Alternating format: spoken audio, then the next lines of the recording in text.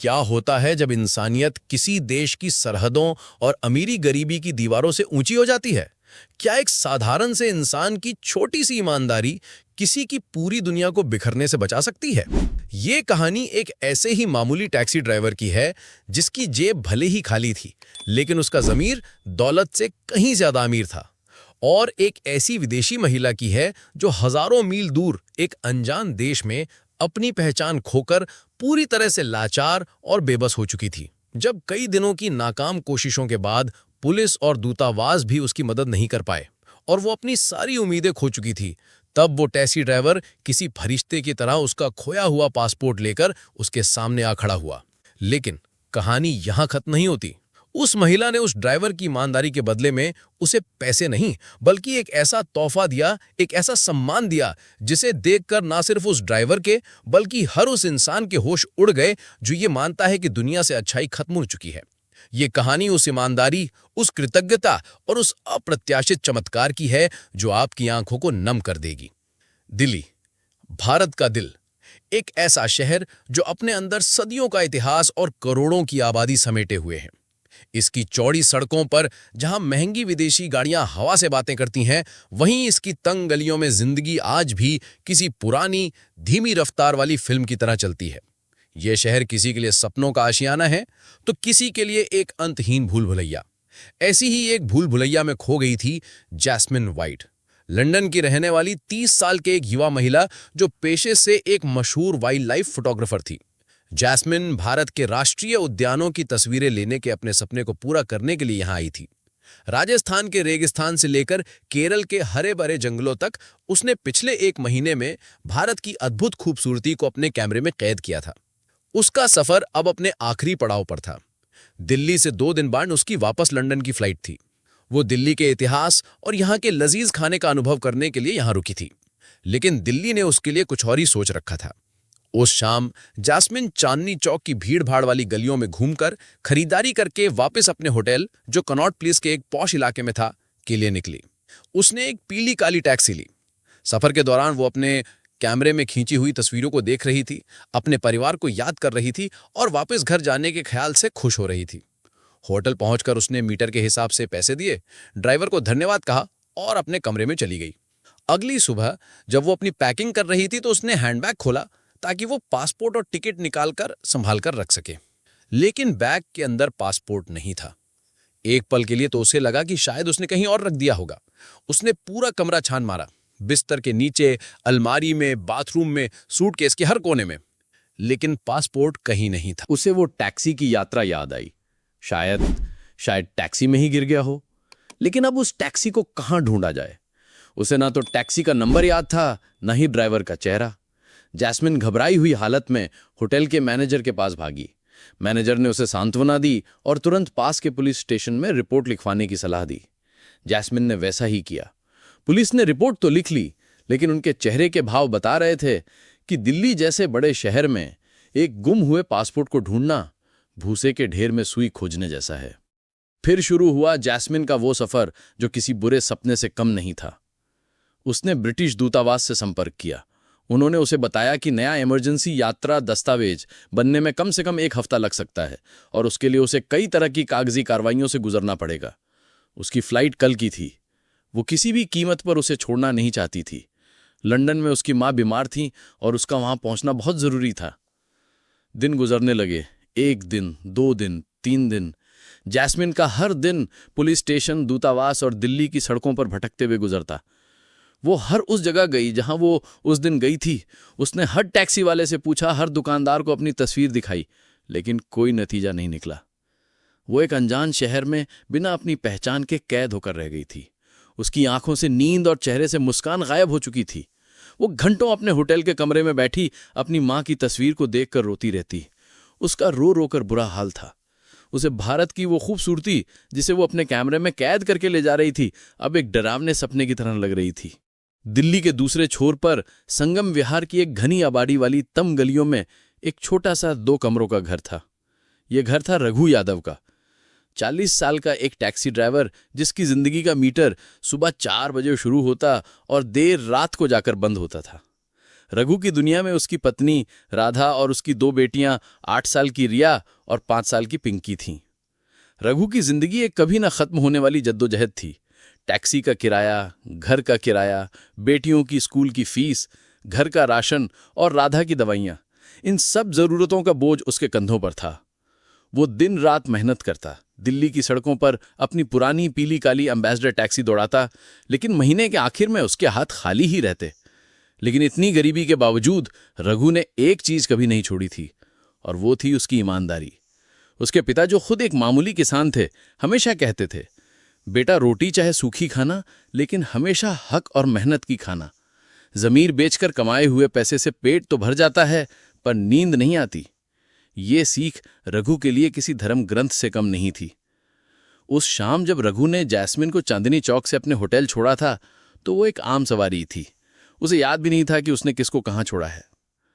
3 दिन बाद रविवार का दिन था, रघु की हफ्ते की एक छुट्टी।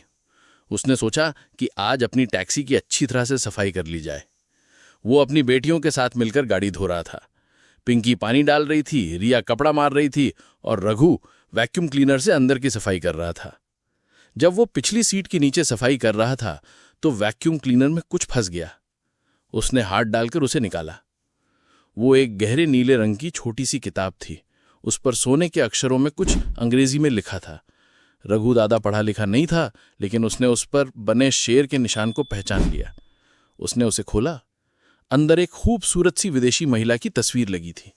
नीचे उसका नाम लिखा था, जैस्मिन वाइट, और जन्म की तारीख और भी बहुत कुछ जो उसकी समझ से बाहर था।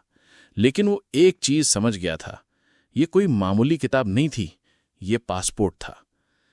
एक पल के लिए उसके दिल में एक लालच आया। वो जानता था कि विदेशी पर्यटकों के लिए पासपोर्ट कितना जरूरी होता है।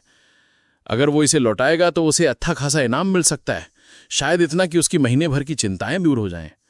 फिर एक और बुरा ख्याल उसके मन में आया। उसने सुना था कि ऐसे पासपोर्ट काले बाजार में बहुत ऊंची कीमत पर बिकते हैं। कोई नहीं जानता कि ये उसके पास है। वो चुपचाप इसे बेच सकता है और अपनी सारी मुश्किलें हल कर सकता है। लेकिन अगले ही पल उसे उस पासपोर्ट में लगी जैस्मिन की मुस्कुराती हुई तस्वीर दिखाई दी। उसने सोचा, ये लड़की भी किसी की बेटी होगी, किसी की बहन होगी। आज वो एक अनजान देश में कितनी परेशान होगी, अपनी एक छोटी सी पहचान के लिए दर दर भटक रही होगी। अगर मेरी बेटी के साथ कभी ऐसा हो तो। ये ख्याल आते ही उसका सारा लालच काफूर हो गया। उसे अपने पिता के शब्द याद आ गए। उसने फैसला कर लिया, वो इस पासपोर्ट को उसकी असली मालिक तक पहुंचाकर ही दम लेगा, चाहे इसके लिए उसे कुछ भी करना पड़े। अब रघु के सामने एक नई चुनौती थी। वो जैस्मिन को ढूंढे कहां? उसे ना तो उसका होटल याद था, न ही उसका फोन नंबर। उसके पास सिर्फ एक नाम और एक तस्वीर थी। उसने सबसे पहले अपनी टैक्सी यूनियन में जाकर बात की। उसने दूसरे ड्राइवरों को वो तस्वीर दिखाई। शायद किसी ने उसे देखा हो, लेकिन दिल्ली में रोज हजारों पर्यटक आते जाते हैं, किसी एक को याद रखना नामुमकिन था। रघु ने हार नहीं मानी। उसने दिमाग पर जोर डाला।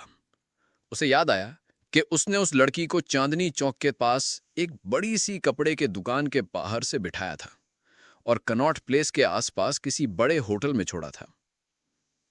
अगले दिन उसने अपनी टैक्सी निकाली, लेकिन आज वो सवारियां नहीं ढूंढ रहा था, वो जैस्मिन को ढूंढ रहा था। उसने अपनी दिन भर की कमाई की परवाह नहीं की। वो कनॉट प्लेस के हर एक बड़े होटल में गया। वो रिसेप्शन पर जाकर पासपोर्ट दिखाकर उस लड़की के बारे में पूछता, लेकिन हर जगह से उसे एक ही जवाब मिलता, नहीं, ऐसी कोई मेहमान यहां नहीं रुकी है, या फिर हम अपने मेहमानों की जानकारी ऐसे किसी को नहीं दे सकते। शाम हो गई थी। रघु थक चुका था और निराश भी। उसके दिन भर की दिहाड़ी मारी गई थी और नतीजा कुछ नहीं निकला था। घर पर राधा उसका इंतजार कर रही थी।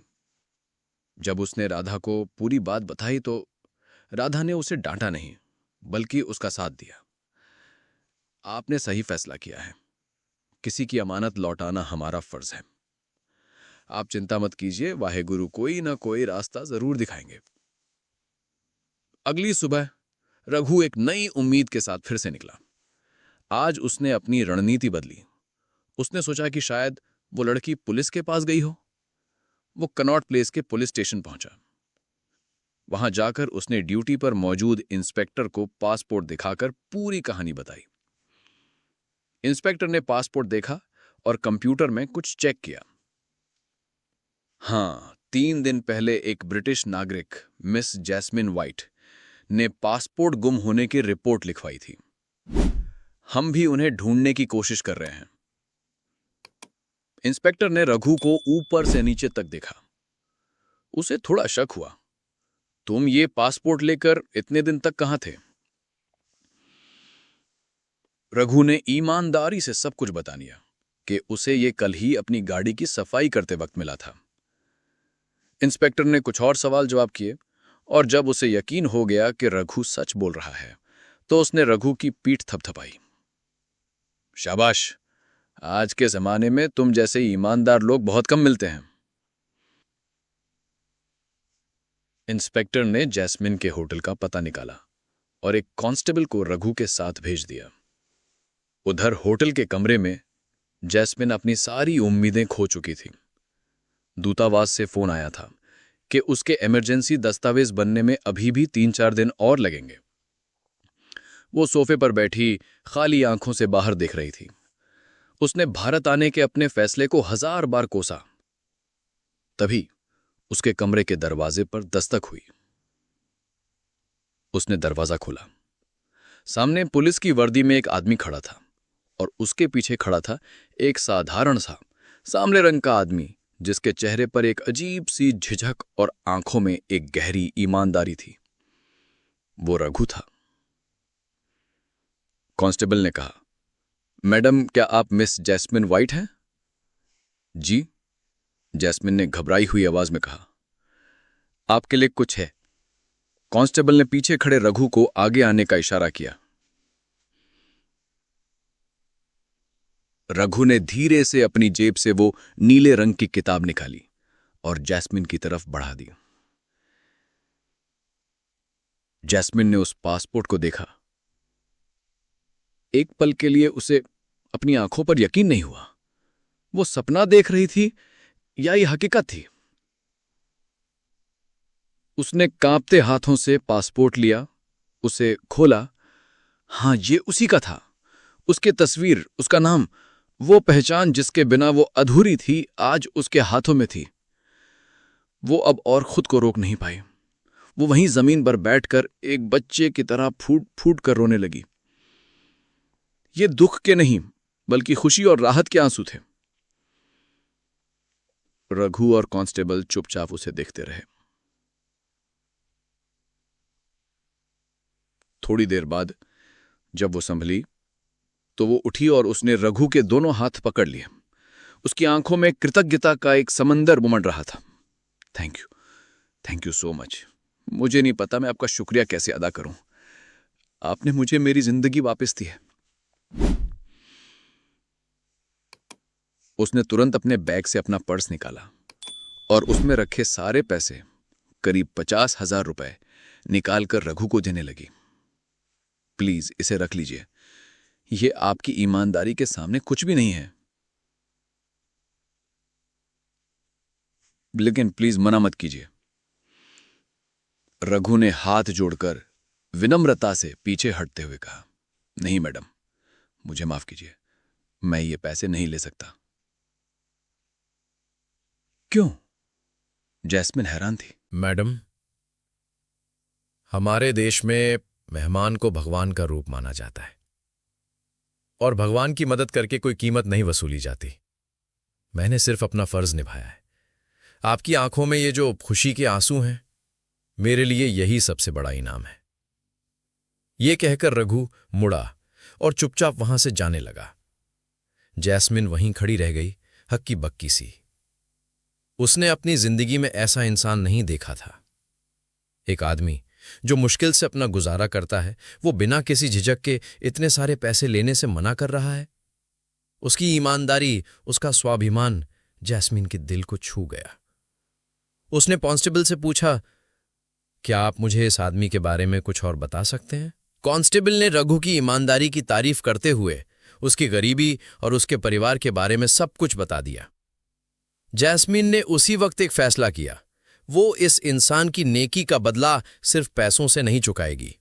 वो उसे कुछ ऐसा देगी जो उसकी जिंदगी को हमेशा के लिए बदल दे। अगले दिन जैस्मीन ने अपनी फ्लाइट कैंसिल करवा दी। उसने अपना वीजा बढ़वाया। फिर उसने रघु का पता निकाला और बिना बताए संगम विहार की उन तंग गलियों में पहुंच गई। जब उसने रघु का छोटा सा टूटा फूटा घर देखा तो उसका दिल भर आया।